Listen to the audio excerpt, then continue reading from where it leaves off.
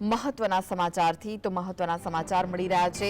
સુરેન્દ્રનગરમાં સરકારના નિયમોનું જ નગરપાલિકાઓ ઉલ્લંઘન કરતી હોવાનો ઘાટ સર્જાયો છે। તો સફાઈ કર્મચારીઓ જીવના જોખમે કામગીરી કરી રહ્યા છે। ફરજ દરમિયાન સફાઈ કર્મચારીઓને સેફટીના કોઈ પણ સાધન આપવામાં નથી આવતા। ભૂગર્ભ ગટરોમાં પણ સફાઈ કર્મીઓને જીવના જોખમે ઉતારવામાં આવે છે। જો કોઈ દુર્ઘટના ઘટે તો જવાબદાર કોણ, તેવો સવાલ ઉઠી રહ્યો છે। સફાઈ કર્મચારીઓની સુરક્ષા અંગે વિચારવાની માંગ ઉઠી છે। તો સુરેન્દ્રનગરમાં સરકારના નિયમોનું જ નગરપાલિકાઓ ઉલ્લંઘન કરતી હોવાનો ઘાટ સર્જાયો છે। તો આ વિશે વધુ માહિતી માટે જોડાઈ ગયા છે સુરેન્દ્રનગરથી સંવાદદાતા ફઝલ। જે રીતે સફાઈ કર્મચારીઓનો રોષ જોવા મળી રહ્યો છે, તેમને કોઈ પણ સેફટીના સાધનો નથી આપવામાં આવી રહ્યા, શું કહેવું છે તેમનું? ખાસ કરીને સમગ્ર સુરેન્દ્રનગર જિલ્લામાં આવેલી નગરપાલિકા હોય અને મહાનગરપાલિકા હોય, તે સરકારના નિયમોનું જ ઉલ્લંઘન કરતી હોવાનો ઘાટ છે તે હાલ સર્જાઈ જવા પામ્યો છે। જે સફાઈ કર્મચારીઓ સ્વચ્છતા મુદ્દે 24 કલાક કામો કરતા હોય છે, તેમને કોઈ પણ પ્રકારના સેફટીના સાધનો નથી આપવામાં આવતા। તાજેતરમાં 24 કલાક પહેલા પાટડી નગરપાલિકાની બેદરકારીના કારણે 2 સફાઈ કર્મચારીઓના મોત નીપજવા પામ્યા છે। જે જિલ્લાની અલગ અલગ નગરપાલિકા મહાનગરપાલિકાઓ આવેલી છે, ત્યાં સફાઈ કર્મચારીઓ કામ કરતા હોય તે દરમિયાન શૂઝ, માસ્ક અથવા તો સાધનો નથી આપવામાં આવતા, જેને લઈને સફાઈ કર્મચારીઓમાં રોષ છે। વારંવાર રજૂઆત કરવા છતાં પણ સરકારના નિયમોનું કુલ નગરપાલિકાઓ અને મહાનગરપાલિકાઓ જ ઉલ્લંઘન કરતી હોય તે પ્રકારનો ઘાટ સર્જાયો છે। કેટલાક સફાઈ કર્મચારી આગેવાન આપણી સાથે છે, તેમની સાથે વાત કરશું। આજે સરકારમાં પણ તમે રજૂઆત કરી છે અને આ સફાઈ કર્મચારીઓના ગેસ ગુંગળામણના કારણે જીવ જઈ રહ્યા છે, કેવી પરિસ્થિતિ? સૌપ્રથમ તો ગઈકાલે પાટડી નગરપાલિકામાં 2 સફાઈ કર્મચારીઓના મૃત્યુ નિપજ્યા છે।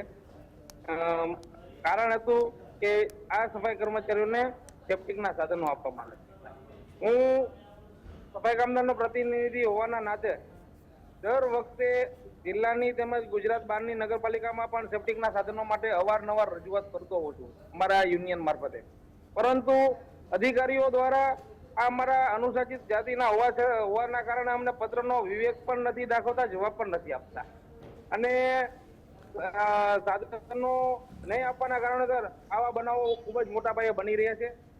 તેમજ મેન્યુઅલ સ્કેન્જર એક્ટ 2013નો એક કાયદો બન્યો છે, સુપ્રીમ કોર્ટની ગાઈડલાઈન છે, હાઈકોર્ટની ગાઈડલાઈન છે, તેમ છતાંય અધિકારીઓ દ્વારા આવા ગંભીર પ્રકારના બનાવો બની રહ્યા છે।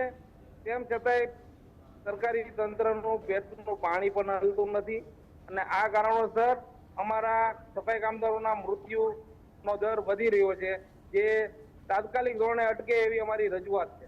ક્યાં રજૂઆત કરી છે તમે આ મુદ્દે? અમે જે તે વખતે જે તે નગરપાલિકામાં રજૂઆત કરી છે, આરસીએમ દરેક ઝોનમાં રજૂઆત કરી છે, તેમજ રાજ્ય સરકારના મુખ્યમંત્રીને પણ અમે આ બાબતે ફેક્સ કરેલા છે।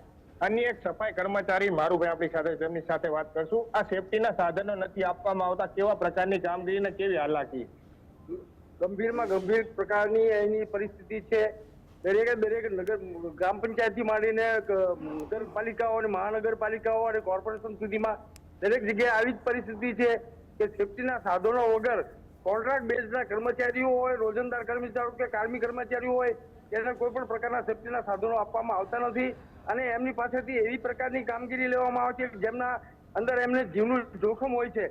એ લોકોનું સેટિંગ હોય કે ગમે તે પ્રકારની વાત હોય, પરંતુ ખૂબ જ ગંભીર પ્રકારની ગુનાહિત પ્રવૃત્તિઓ થઈ રહી છે અને કર્મચારીઓને રોજગાર પ્રમાણમાં જે કંઈ છે એના કરાર થયેલા મુજબ હોવા છતાં એને 50% કરારથી એને પૈસા અડધા ચૂકવવામાં આવે છે અને અડધા જે તે કર્મચારીઓના ઉપરના અધિકારીઓ લઈ જાય છે। ખાસ કરી કેવા રોગો થતા હોય છે આ સેફટીના સાધનો? આ સેફટીના સાધનોના ન મળવાના કારણે પેશન્ટને સ્વતંત્રની ખૂબ જ ગંભીર પ્રકારની બીમારીઓ જેવો કે અસ્થમા છે અને ગંભીર પ્રકારના ચામડીના રોગો છે, ગંભીર પ્રકારના કેન્સરથી માંડીને ટીબી સુધીના એ લોકોને નાની એટલું ઉંમરનું આયુષ્ય ઓછામાં ઓછું 20 વર્ષનું આયુષ્ય એમનું ઘટી જવા પામે છે આ સેફટીના સાધનો ન મળવાના કારણે અને એમની તરફ કોઈ પણ દુર્લક્ષ કરવામાં આવે છે એના હિસાબે। ખાસ કરીને સેફટીના સાધનો નથી આપવામાં આવતા સફાઈ કર્મચારીઓને, જેને લઈને શ્વાસની તકલીફ હોય, અન્ય કિડની ઉપર પણ અસર થતી હોય તે પ્રકારનું સફાઈ કર્મચારીઓ જણાવી રહ્યા છે। સરકારના નિયમોનું ખુદ મહાનગરપાલિકા અને નગરપાલિકાઓ જ ઉલ્લંઘન કરે છે. આગામી દિવસોમાં સફાઈ કર્મચારીઓના મોતનો જે સિલસિલો છે તે ઘટે અને તેમને સેફટીના સાધનો આપવામાં આવે તે પ્રકારની માંગ સફાઈ કર્મચારીઓ અને સફાઈ કર્મચારીઓના આગેવાનની ઉઠવા પામી છે. જી આભાર ફઝલ સમગ્ર માહિતી